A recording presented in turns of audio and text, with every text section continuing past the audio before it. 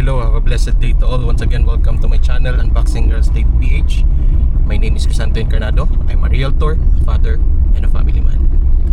Kanina kasi inatid ko yung mga kids sa school at saka yung wife ko sa office. Yeah, dito sa MSU IIT. Yesterday, I've just realized something when I fetched my kids.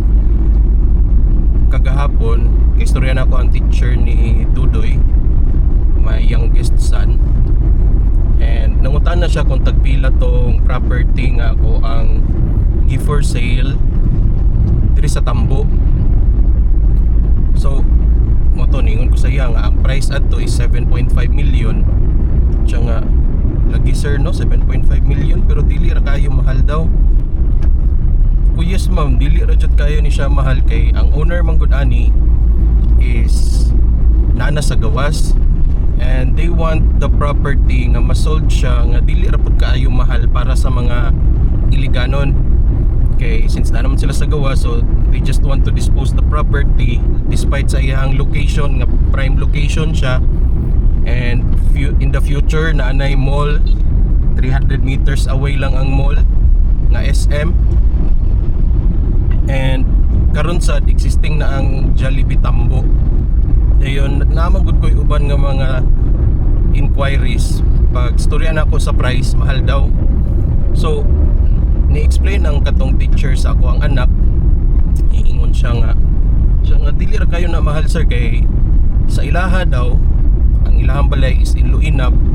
Kung iliganon ka, we know nga ang Luinab is layo-layo pagid na siya sa syudad. So mostly residential gid siyang area ang kanang Luinab. Ana siya naa daw property sa ilahang nga gibaligya for only 100 square meter. Ang selling price is 5.6 million. Dayon na kayon ko nga amo ba ma'am kung medyo dako gid no, pero kato lang siya two story na ang balay. So ang balay is imo na lang yung puy-an ba, so wala na kay renovate and everything. So mo to na realize na ko nga bitaw no, barato ra man gid ning gibaligya sa ako ang client nga property niya sa Tambo for only 7.5 million. Kay kani man gud siya nga property, it's already 300 square meter, tapos naay tulo ka bedroom, naay duha ka CR, and ang iyahang floor area is 175 square meter. Probably most of Iliganon makaingon nga mahal gyapon ana. But looking at the price point and the location, especially if you are a businessman or gusto og lugar nga duol sa syudad, this is the best place nga pwede nato puy-an.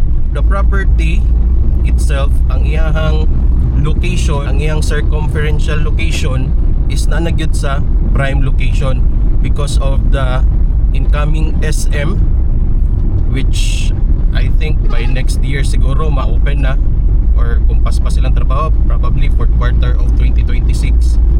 Nani Jollibee, duolog eskwelahan, duolog simbahan, duolog mga barangay halls, duol sa syudad.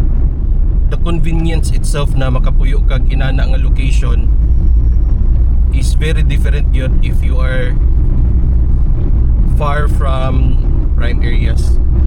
And this is what I have learned.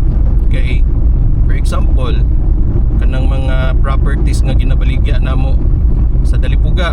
Ang property sa Dalipuga nga 68 square meter lang ang lot area, naa karon sa mga 2.7 million.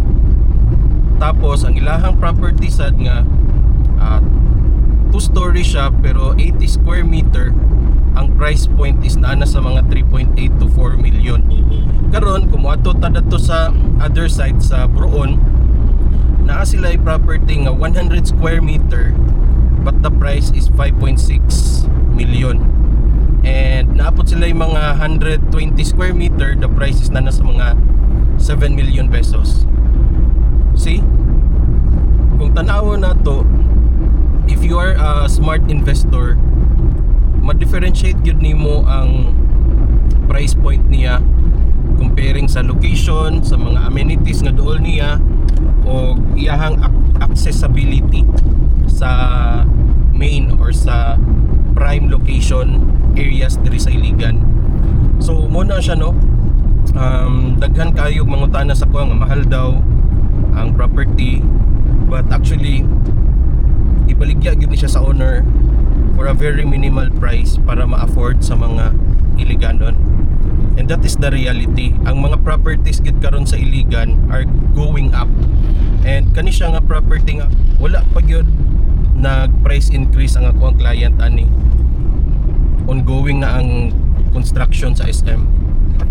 In real estate, ang mga prime location lots are mas mahal gid siya i-compare sa mga location nga residential, dool sa agricultural ana.